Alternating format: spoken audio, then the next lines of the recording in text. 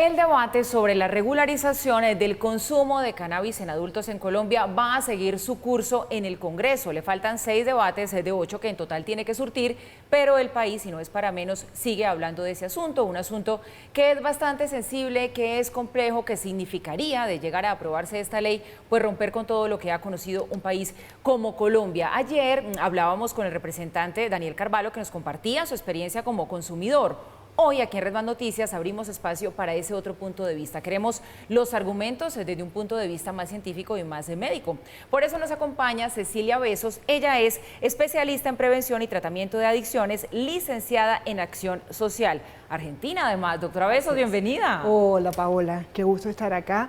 Y para ver si empezamos a hablar claro, en seriedad con el tema y romper las mentiras. Bueno, porque entonces, aquí hay un manejo de este tema que es sumamente delicado, no solo para Colombia, sino para la moda o la tendencia que se está buscando de imprimir en la dinámica con relación a lo que es consumir o no consumir drogas.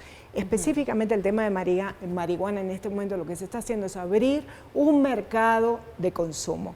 ¿Okay? A ver, doctora Besos, pero entonces, ni menos. Vamos por partes, como para que las personas puedan entender cada uno de los argumentos que se esgrimen desde el otro lado.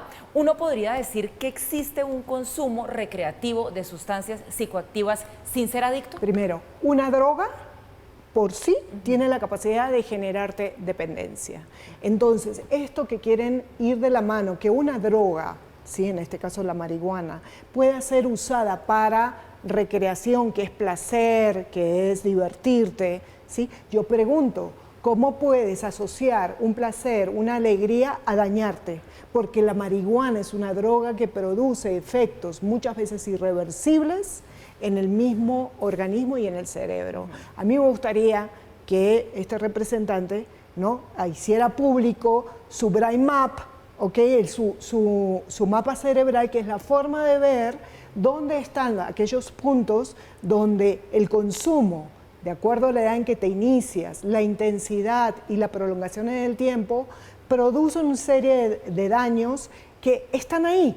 Muchas veces eso no quita que la persona aparentemente pueda ser funcional, pero si vamos a que el consumir tú lo puedes manejar, eso es una mentira. ¿Por qué? Porque estas sustancias consideradas drogas, desde el momento que entran en tu organismo, tienen la capacidad de generarte adicción, dependencia, y producen alteración a nivel del sistema nervioso central. Pero entonces, doctora Besos, si le entiendo bien, lo que usted nos está queriendo decir es que desde el punto de vista científico, el consumo recreativo, ese concepto como tal, no existe. Todo aquel que consume debe considerarse adicto. Cuando tú empiezas a experimentar con estas sustancias consideradas drogas, empiezas a transitar lo que se llama una progresión de enfermedad. ¿Ok?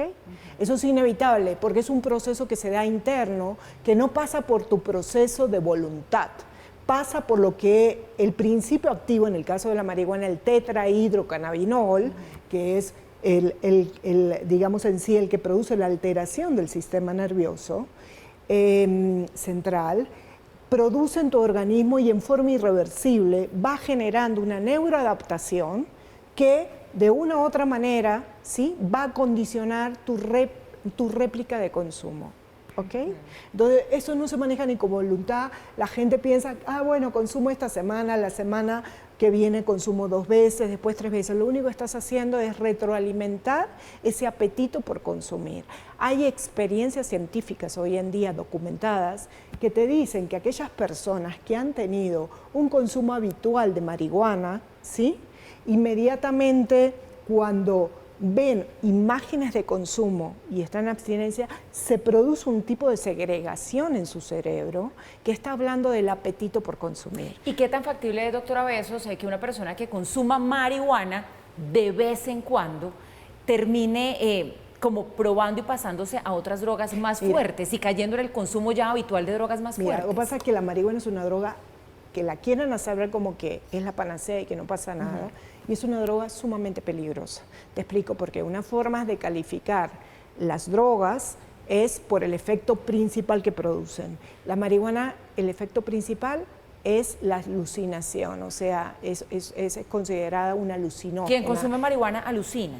Sí, que es alucinación, percepción sin objeto. De ahí que la persona se imagina cosas, ves comportamientos totalmente diferentes en función también a la situación social en que la está consumiendo y en la situación personal. Algunos se botan por la ventana, otros se ríen, otros lloran, otros sí se duermen. ¿Sí? Ayer claramente el representante decía, ¿no?, que él había aprendido a consumir para poder manejar, ¿no? Porque dijo ¿Y que eso la primera, es posible, aprender a consumir? es que cuando tú empiezas a consumir drogas, nadie nace adicto, ni se hace, Paola, adicto de un día para el otro. Hay todo un aprendizaje, ¿ok?, para poder empezar a experimentar y a poder sentir a aquellos que te han dicho que genera el consumir esa sustancia en tu experiencia. Entonces sí hay un aprendizaje. ¿Y el aprendizaje cómo se da? A partir de la reiteración del consumo. ¿Sí? La reiteración del consumo a su vez genera ese apetito, ¿sí?, que lleva de forma muchas veces inconsciente a volver a repetir la práctica. Pero la marihuana como tal, y si tú sabes, el cerebro se termina de desarrollar a los 18, 22 años, si tú empiezas con este proceso en la adolescencia, ¿sí?, las consecuencias, muchas de ellas irreversibles que puedas tener, están probadas. No lo digo yo, no lo digo un experimento que se esté recién estudiando, eso está probado. Invito que a la televidencia vaya de una manera seria a googlear, que gracias a Dios hoy en día tenemos acceso a la información en tiempo real, la podemos tener todos, de estudios científicos sobre los efectos de la marihuana, con base científica, ¿ok?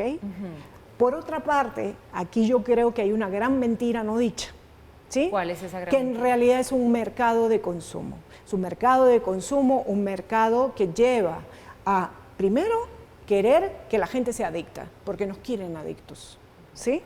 No puedo decirte, o sea, no, hay una gran fuerza en el mundo que yo considero que tiende. O sea, ¿se refiere usted a una industria detrás que quisiera lucrarse de que más no personas solo consuman? lucrarse, pero es mucho más fácil cuando tú tienes alterado tu capacidad de pensamiento, tu capacidad de discernimiento, de elegir, ¿sí?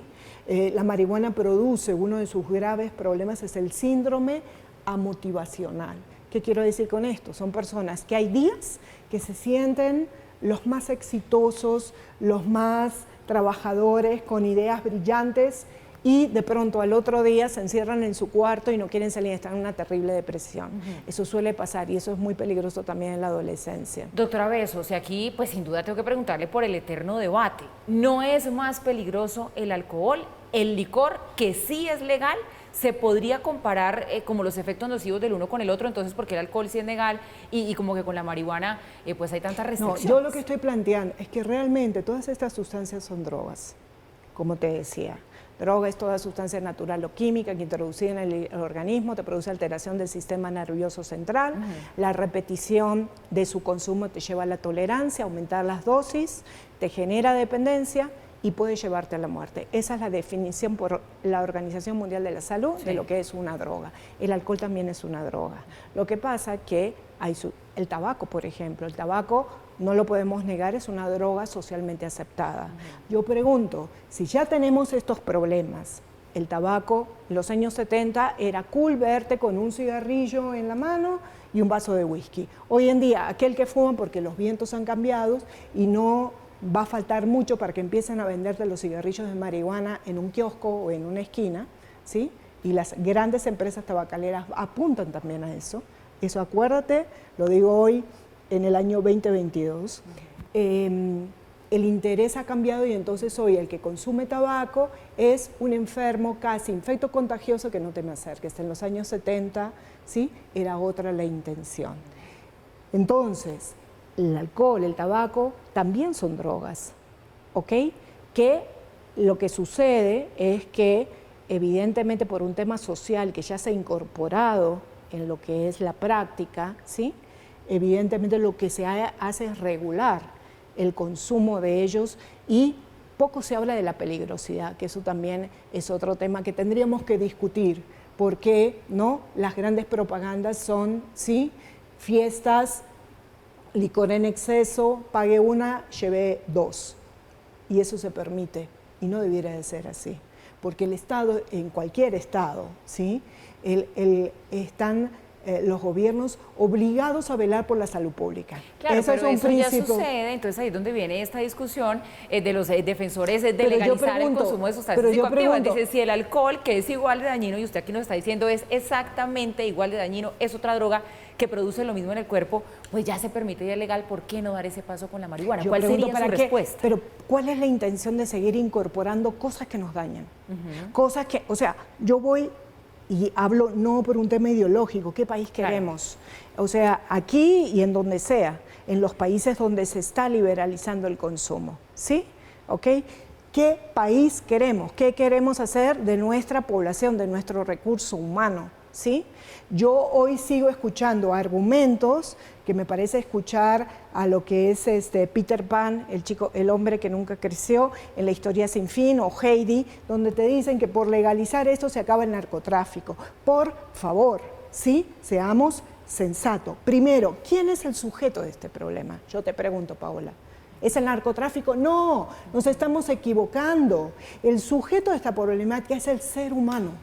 Es el ser humano que está optando por caminos, no tiene el discernimiento, ¿ok? Por ignorancia, que es el peor de los enemigos, ¿ok? O por deformación de la información, por influencia de las modas, para tomar buenas decisiones y hacer un verdadero uso de tu libertad. Doctora Besos, ¿una ¿Okay? persona que es adicta es consciente que es adicta a la marihuana? ¿Cree Y que se no? puede, no. Lo mismo pasa con un alcohólico. Un alcohólico se puede pasar. Por algo el alcoholismo le dicen que es la forma de suicidio más lenta. ¿Sí? Te puedes pasar toda una vida, ¿sí? Atravesando y progresando en tu prognosis de enfermedad, en el avance de la enfermedad, sin reconocerlo.